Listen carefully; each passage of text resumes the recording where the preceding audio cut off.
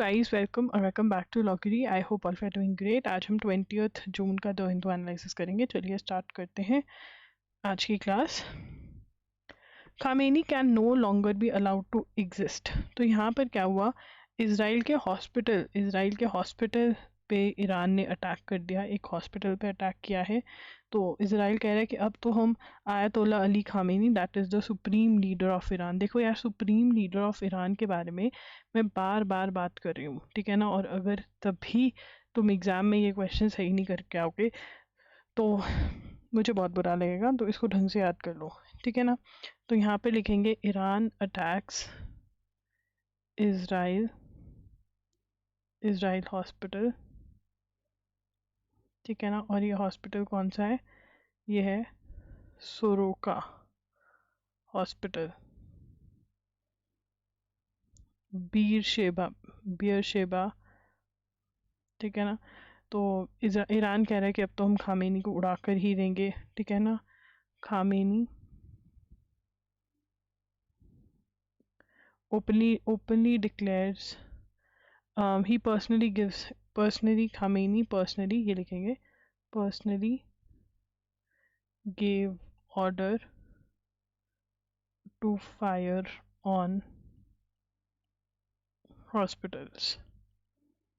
तो खामेनी ने अलाउ किया था कि फायर करो आप हॉस्पिटल्स पे, एंड तभी ये हुआ। उसके बाद SC criticizes curbs on thug life over hurt sentiments. The Supreme Court on Thursday observed that an unended litany of hurt sentiments, litany का मतलब होता है a long list of unpleasant things, तो litany ये क्लाट वाले ज़रूर note कर लें, ठीक है, emerged as a serious threat to free speech and expression in cinema, literature and theatre in India, fueling mob violence and intimidation. A vacation bench of Justice Ujjwal Bhuan and Manmohan made the observation while closing petitions against an unofficial ban on the release of Kamal Hassan's Tamil movie Thug Life, Karnataka, following an assurance from the state government that no restrictions would be imposed. ठीक है ना। तो supreme court observed that unending litany, वो कह रहे long list of complaints, litany of hurt sentiments has emerged as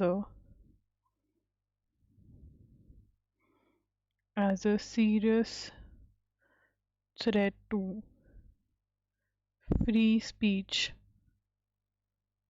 and expression, ठीक है ना। वो कह रहे हैं कि जो right to free speech and expression है उसको मेजर थ्रेट है अगर आप एक मूवी नहीं चलने दे रहे हो, बिकॉज आपके सेंटिमेंट्स हर्ट हो रहे हैं। तो ये जो मूवी है ये कौन सी है, this movie is thug life, Kamal Haasan's. कौन सी मूवी है ये, Kamal Haasan's Tamil movie thug life. Kamal Haasan की तमिल मूवी है जिसका नाम है ठग लाइफ। किसकी है, कमल हसन की, ठीक है। तो अब इसमें क्या हुआ था, अब इन्होंने बोल दिया, Kamal Haasan said that Tamil is sister of Kannada, Tamil is sister of Kannada. तो कर्नाटका वालों को बुरा लग गया, इसी बात पे कर्नाटका वालों को बुरा लग गया, ठीक है ना। तो कर्नाटका के अंदर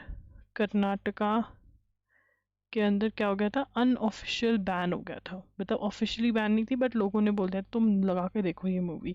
तो ये मूवी जो है, अब इससे क्वेश्चन आ सकता है किसकी मूवी, कहाँ पर अनऑफिशियल बैन लगा। सुप्रीम कोर्ट ने कहा भैया बैन नहीं लगा सकते, ठीक है। कर्नाटका ने अश्योरेंस लिया स्टेट ने that no restrictions would be imposed on the movie, ठीक है ना।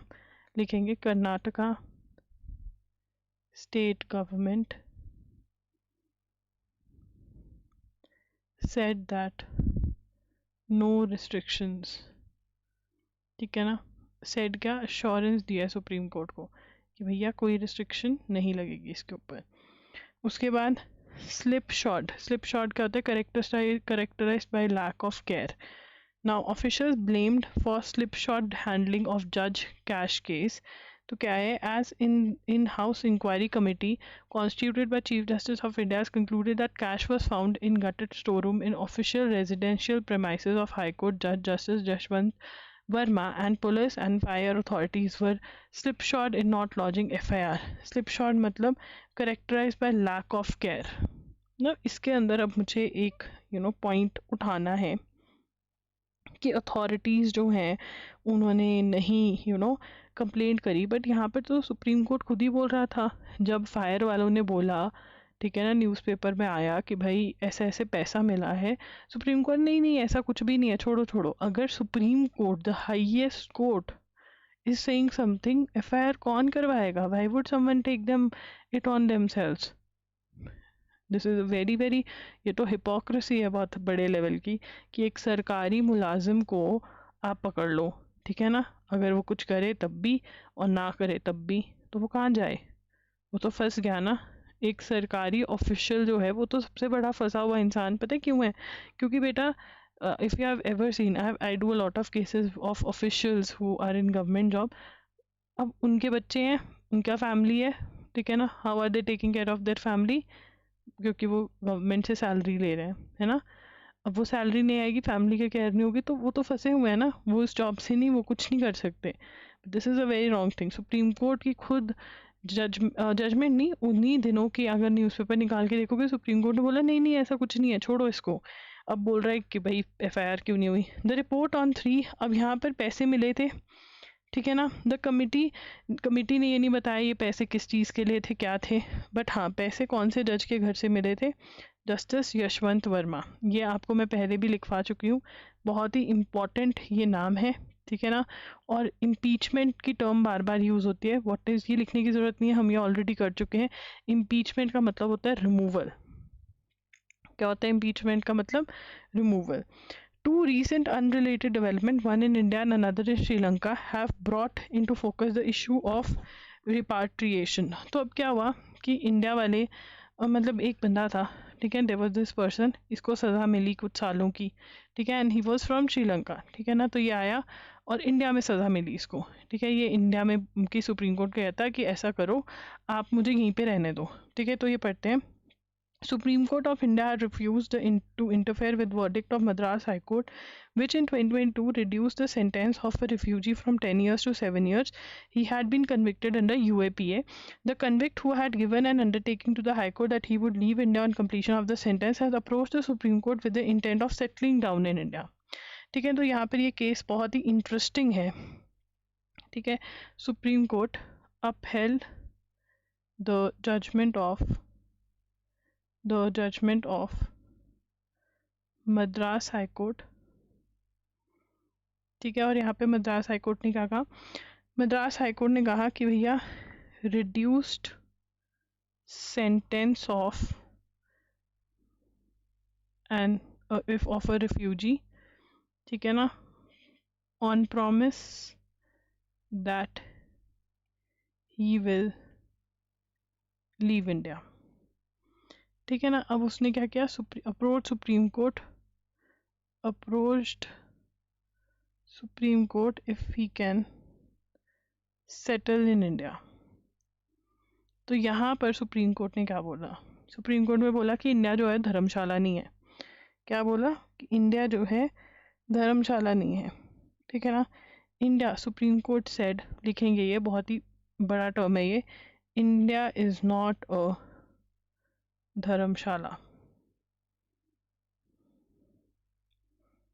ठीक है ना, कि इंडिया जो है वो फ्री शेल्टर नहीं है to entertain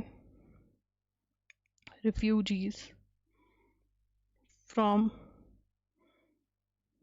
all over the world, ठीक है ना। और उसके बाद श्रीलंका में कोई बंदा खुद ही पहुंच गया कि भैया मैं विदाउट वीज़ा इंडिया गया था, अब मैं श्रीलंका में वापस आना चाहता हूँ। तो यहाँ पर भी उसको पकड़ लिया कि भैया तुम ऐसे क्यों गए। तो यहाँ पे तो श्रीलंका वाले कह रहे हैं अब हम रूल्स चेंज करेंगे, जो हमारे यहाँ से इलीगली इंडिया गए हैं उनको हम ऐसे मतलब तंग नहीं करेंगे। और ये इंडिया वाला केस हुआ है, ठीक है ना। Trump express keen interest. अब यहाँ पर जो भी NLSAT वाले बच्चे हैं, ठीक है ना, ये जो पॉइंटर है ये उठा करके आपको ऐसे में डाल सकते हैं और फिर पूछ सकते हैं कि आपकी ओपिनियन क्या है इसके बारे में, ठीक है। उसके बाद Trump expressed keen interest in forging trade ties with Pakistan, अब ये बहुत इम्पोर्टेंट है, US president expressed keen interest in building a mutually beneficial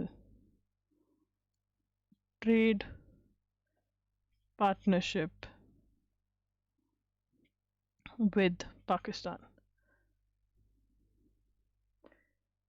ठीक है ना। अब यहाँ पर वाइट हाउस के अंदर जो प्रेसिडेंट का घर होता है यूएसए का, वहाँ पर ट्रम्प मेट लिखेंगे, ये ट्रम्प मेट आर्मी चीफ। देखो ना, वहाँ का आर्मी चीफ मिलने गया क्योंकि उसी के पास पावर है ना सारी, आसिम मुनीर। और यहाँ पर यूएसए जो है वो कह रहे कि हाँ हम पाकिस्तान के साथ ट्रेड टाइज रखना चाहेंगे। ठीक है ना। अब बहुत सारे लोग, जब इंडिया पाकिस्तान की वॉर होती है या फिर जब चीज़ें भूल जाते हैं, ठीक है ना, तो कहते हैं कि यूएसए की साइड क्यों नहीं ले रहे हो आप।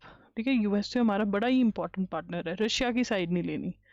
ठीक है ना, ये यूएसए ये करता है। कैन यू सी, जो फ्यूचर जनरेशन है उसको ये टर्म्स याद रखनी चाहिए।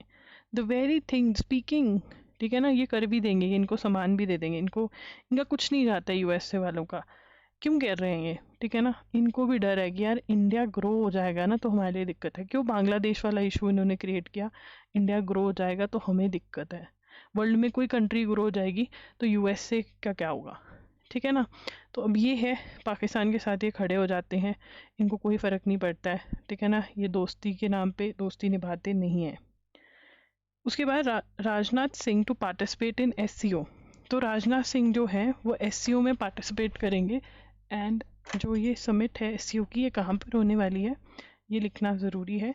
तो राजनाथ सिंह लिखेंगे, Rajnath Singh to participate in SCO defence ministers meeting. तो यहाँ पर डिफेंस मिनिस्टर्स की मीटिंग होने वाली है। कहाँ पर होने वाली है, इन चाइना। तो ये इंपॉर्टेंट है, SCO is Shanghai cooperation organisation. Defence ministers की मीटिंग जो है वो क्विंगडाओ में होने वाली है, चाइना। पाकिस्तान के डिफेंस मिनिस्टर भी आएंगे। पाकिस्तान के डिफेंस मिनिस्टर का नाम लिख लेंगे हम। पाकिस्तान का जो डिफेंस मिनिस्टर है वो है ख्वाजा। तुमने एक गाना भी सुना होगा, ख्वाजा मेरे ख्वाजा, तो यहाँ से ये ख्वाजा याद हो जाएगा तुम्हें। आसिफ मुनीर, तो इनके आसिम मुनीर है, उसका नाम आसिफ मुनीर है। ठीक है, आसिफ असलम एक सिंगर भी है। ठीक है। अब यहाँ पर in relation India pilgrims bound for Kailash. अब चाइना के साथ इनके बहुत रिलेशन इम्प्रूव हुए हैं, बट ऑपरेशन सिंदूर के ड्यूरिंग जो है चाइना पाकिस्तान के साथ बिल्कुल खड़ा हुआ कि हाँ हम वेपन्स भी देंगे, ये भी करेंगे। तो ये है। तो हमें पता होना चाहिए डिफेंस मिनिस्टर्स मीटिंग कहाँ पर हुई है, ये इंपॉर्टेंट है, इसको ग्रीन पेन से इंपॉर्टेंट भी मार्क कर लो। ठीक है। उसके बाद AI be yet to decide where AI black box will be decoded. अब यहाँ पे कहा जा रहा है कि पहले जो इंसिडेंट्स हुए और AI ब्लैक बॉक्स जो डिकोड करना था, जहाँ से हमें पता चलेगा कि एक्चुअल में हुआ क्या। ठीक है, तो यूएस से भेजा गया था ये बॉक्स, बट अब इंडिया में भी फैसिलिटी है, बट फिर भी ये डिसाइड करेंगे कहाँ पे डिकोड होने वाला है ये। ठीक है ना। और ये कह रहे हैं कि इंडिया के जो रूल्स एंड रेगुलेशंस है ना, वहाँ पर प्रीलिमिनरी रिपोर्ट 30 डेज़ में देने की ज़रूरत नहीं होती, जो UN वाले कहते हैं। तो उसको पढ़ लेते हैं फटाफट से। The government body investigating Air India Boeing 7878 crash in Ahmedabad last week will take a decision on where the black box is to be assessed. ठीक है जी। उसके बाद the statement set 2 different sets of black box were recovered. तो 2 different sets of black box, तो यहाँ पर हम प्लेन क्रैश लिखकर या प्लेन क्रैश लिखकर सारी इन्फॉर्मेशन नोट करेंगे जो भी हमें इंपॉर्टेंट लग रही है। तो 2 ब्लैक बॉक्स हमें मिले हैं। There are 2 different sets of black box. ठीक है ना, रिकवर्ड। तो एक तो जो ब्लैक बॉक्स है, black box unit comprises the digital flight data recorder,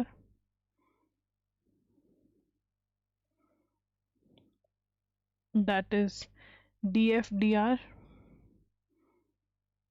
and cockpit voice recorder, that is CVR.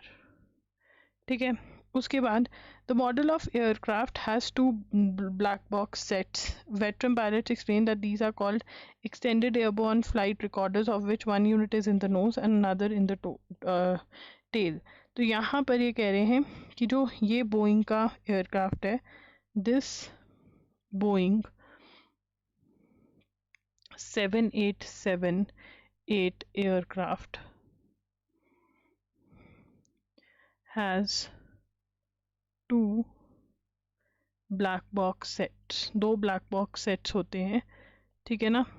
और explain that these are called, ठीक है, एक तो होता है extended airborne flight recorders, ठीक है ना, of which one unit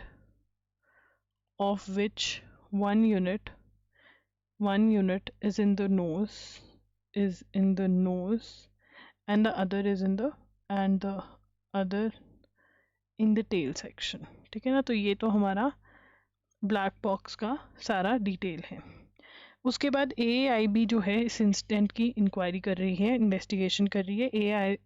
AAIB की फुल फॉर्म क्या है, तो इसको हम आज याद ही कर लेते हैं. AAIB, ठीक है ना, एक्सीडेंट, ठीक है जी, accident aircraft accident investigation bureau. Very easy, ठीक है ना. AAIB एयरक्राफ्ट का एक्सीडेंट को इन्वेस्टिगेट करने वाला ब्यूरो. ठीक है.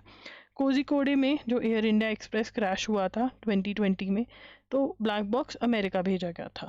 ठीक है ना. नेशनल, तो ब्लैक बॉक्स कहाँ पे भेजा गया था, तो ब्लैक बॉक्स जो है अमेरिका भेजा गया था. ठीक है ना. अब देख रहे हैं कहाँ पर भेजना है, मतलब बेसिकली इंडिया में भी अब फैसिलिटीज़ हैं, तो देखेंगे कि इंडिया में ही करना है या बाहर भेजना है. ठीक है. अब उसके बाद यहाँ पर एक 30 डेज वाला भी चीज़ थी जो मैं आपको चाहती हूँ. A government official closely involve in the probe. Probe का मतलब क्या होता है, what is the meaning of probe. Probe का मतलब होता है investigation. What is the meaning of probe. Probe का मतलब होता है इन्वेस्टिगेशन. ठीक है ना. Probe said there would be preliminary report. Interestingly, during the only other airline crash investigation. अब यहाँ पर AIB after the Mangalore crash of May 2010, the Kozhikode incident, only the final report was published within a year. तो यहाँ पर no plane AAIB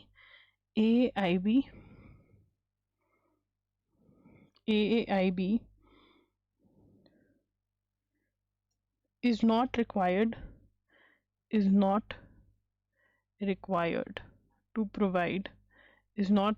to provide preliminary report within 30 days. ठीक है. 30 days में preliminary report नहीं provide करने की ज़रूरत होती, जो हमने पहले भी पढ़ा था कि UN watch dog, international civil aviation organisation कहते हैं कि 30 डेज में प्रीलिमिनरी रिपोर्ट दो.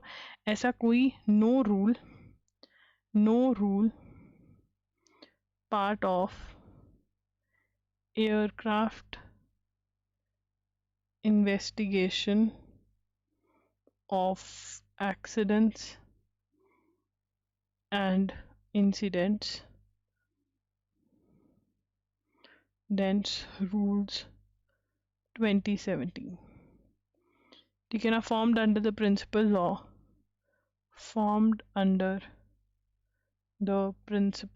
तो अब एयरक्राफ्ट को प्रिंसिपल लॉ एविएशन के लिए कौन सा है वो भी हमें पता होना चाहिए, सिंस ये एक्सीडेंट हुआ है. दैट इज भारतीय वायुयान विधेयक. नया लॉ जो है 2024 में ही आया, इससे पहले ओल्ड लॉ था जिसके अंदर हमारा ये भी बना था इन्वेस्टिगेशन वाला. ठीक है ना. तो AAIB की फुल फॉर्म क्या है, aircraft accident investigation bureau. Very easy. चलिए आगे चलेंगे. In a first trumps India Pakistan. तो यहाँ पर टू वेरी स्मार्ट, तो ये ट्रम्प जो है अब अग्री कर रहा है कि इंडिया और पाकिस्तान ने खुद ही अपना निपटारा निपट लिया, मैंने मतलब ज़्यादा वो नहीं किया। बट ये कह रहा है कि पाकिस्तान वाले जो हैं हम उनके साथ बिजनेस करेंगे, ट्रेड डील करेंगे, ये सब कुछ कह रहा है। ठीक है। ASI to organise global meet on Indus summit. ASI जो है, ASI to host international conference in Noida.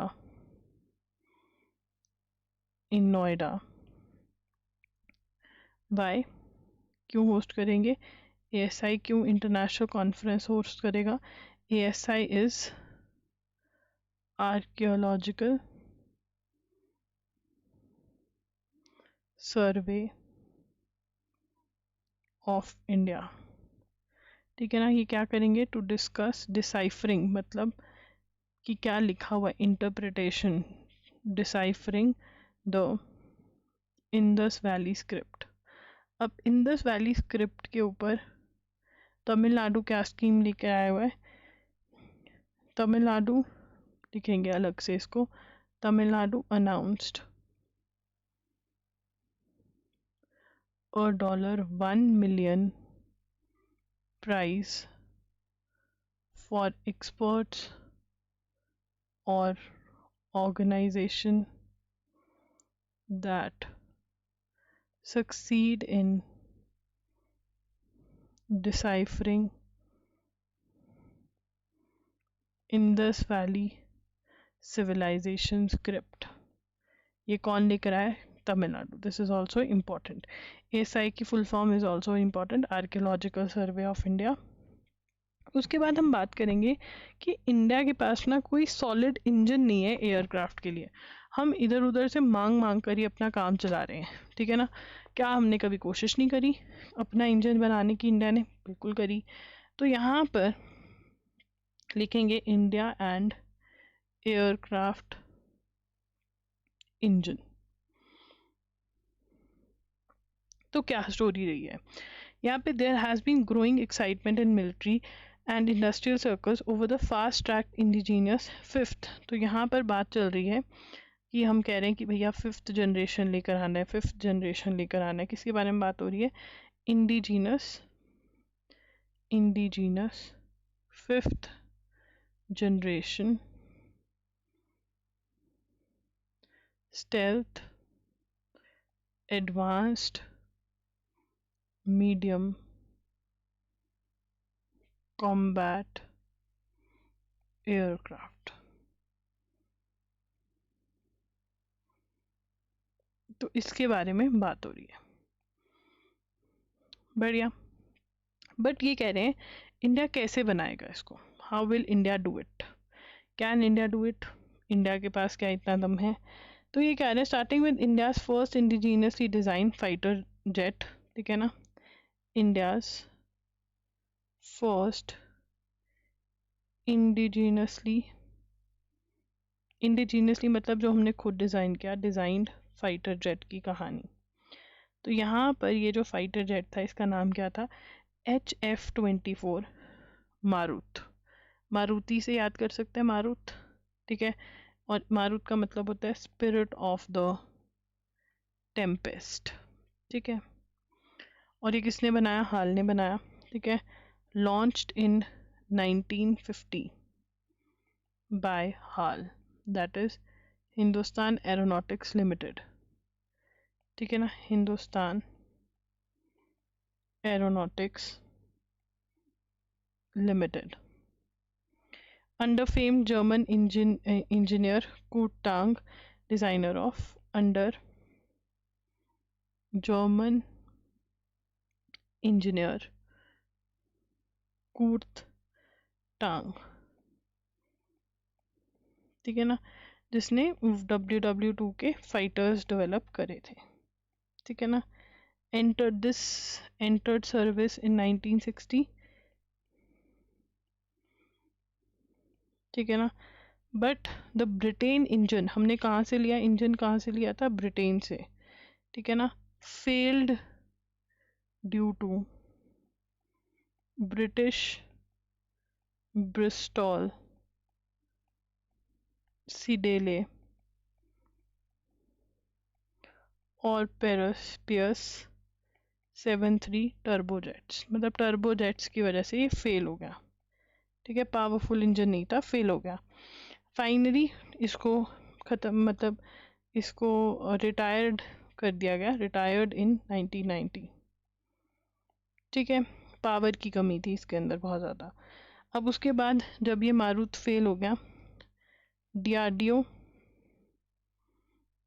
assigned its gas turbine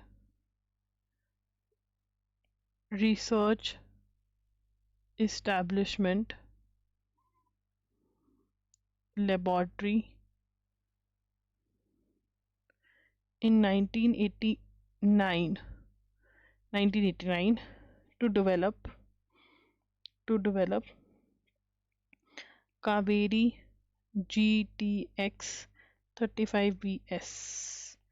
ठीक है ना, light combat aircraft basically, but ये भी हम नहीं डेवलप कर पाए। लाइट कॉम्बैक्ट एयरक्राफ्ट ये भी हम नहीं डेवलप कर पाए, ये भी फेल्ड रहा, फेल टू मीट। ठीक है ना, ये भी फेल हो गया था। ठीक है, उसके बाद रिवाइवल अटेम्प्ट इन 2016। ठीक है, 2016 में कोलैबोरेशन करी हमने किसके साथ, collaboration with French engine maker